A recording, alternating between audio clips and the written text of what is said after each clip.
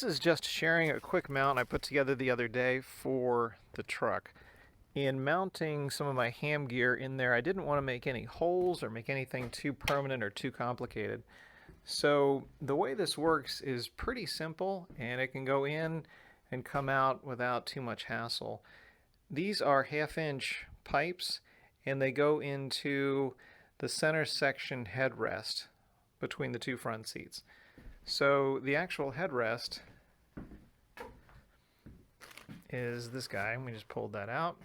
So we still have that intact to put that in. And then this here is just a piece of aluminum right angle.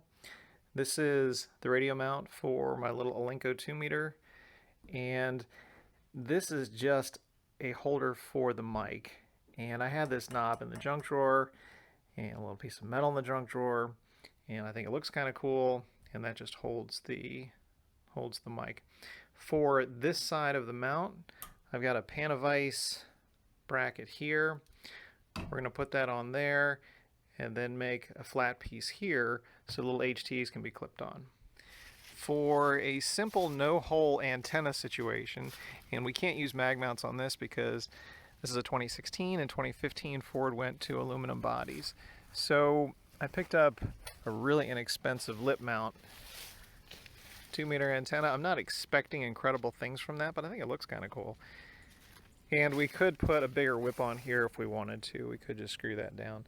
But for the time being, this is on here. Ran it through the firewall.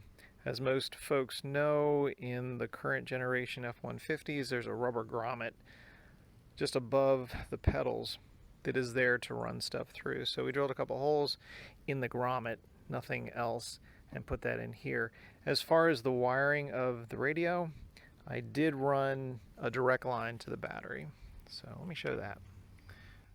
That grommet is just sitting right up there. It's that big circle.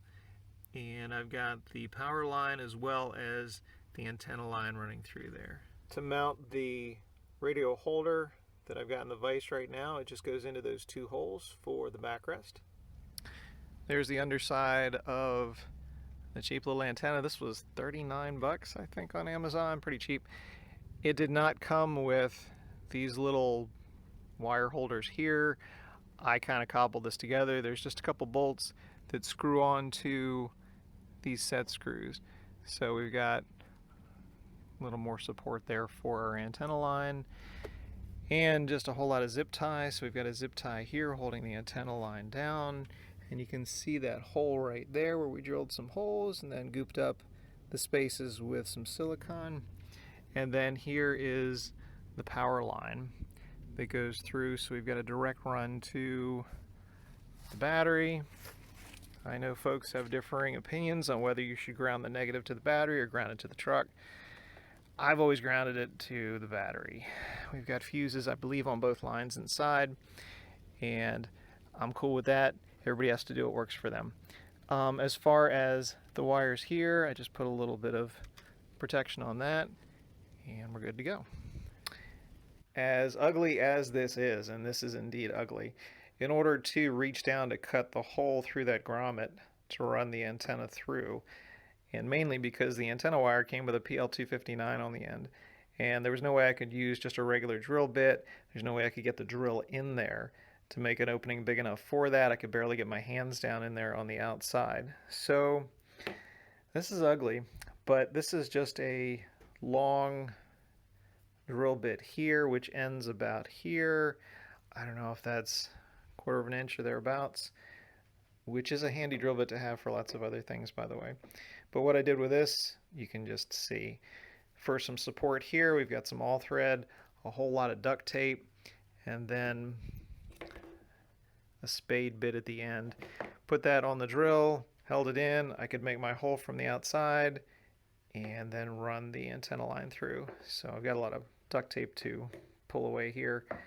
But hey, if it works, it works. There's the simple mount. And as far as this pan of ice bracket here, I think these are about 18 bucks, pretty cheap too. And I do have a longer one here as well from a past project that we could incorporate at some point. This one is, of course, heavier. And because this is mounted on these two spokes, I don't want something too long. And this is really solid. This isn't going anywhere. And as far as this goes, any rig with a clip mount just slides in. Probably be for a GMRS radio at some point. So let's get this back in the truck, put the radio on, mount it up, and see how it looks. There's the mount just sitting in there. And as far as cutting grooves to lock this in, I haven't done that yet. The actual headrest has some grooves that pin it down, but this is so solid in here, I don't think we really need to. It takes a lot of force to push that down. So I don't think we need to do that.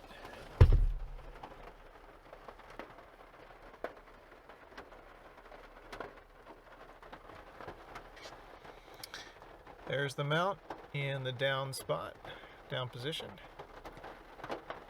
There's our super simple fast build mount without drilling any new holes, and mostly made with scrap. Actually, this was all made with scrap, with junk that I just had floating around the shop.